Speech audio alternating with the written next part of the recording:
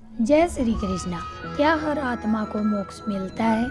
यह उसके ज्ञान और साधना पर निर्भर करता है। अर्थात जब देह छूटती है तो आत्मा अकेली नहीं जाती, उसके साथ जाता है उसका ज्ञान, उसकी साधना और उसका मार्ग। आइए मोक्ष का यह मार्ग समझते हैं श्रीमद् भगवद गीता के अध्याय 8 के श्लोक नंबर 24 से।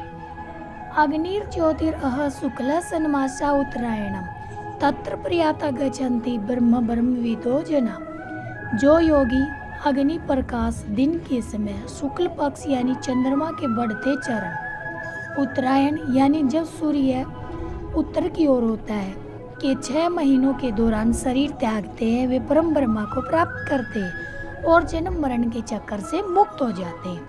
अर्थात जिनका शरीर त्याग शुभ समय में होता है वे मोक्ष को प्राप्त कर लेते हैं और फिर कभी जन्म नहीं लेते। अर्थात जो व्यक्ति ज्ञान प्रकाश और शक्ति के मार्ग पर चलता है वह ईश्वर को प्राप्त कर सकता है। इस श्लोक को हम एक पौराणिक कथा के माध्यम से साफ साफ समझ सकते हैं। महाभारत काल के बाद एक समय था, काशी के निकट एक ब्राह्मण रहते थे जिनका नाम था आचार्य सोमदेव। वे वेदों के ज्ञाता थे। वे अपने शिष्यों से कहा करते थे, मृत्यु अचानक आती है पर आत्मा की दिशा जीवन तय करता है। एक दिन आचार्य सोमदेव को ज्ञात हुआ कि उनका अंत समीप है। उस समय माघ मास शुक्ल पक्ष और उत्तरायण का आरंभ था। गंगा शांत बह रही थी, आकाश निर्मल था। आचार्य सोमदेव गंगा तट पर ध्यान में बैठे।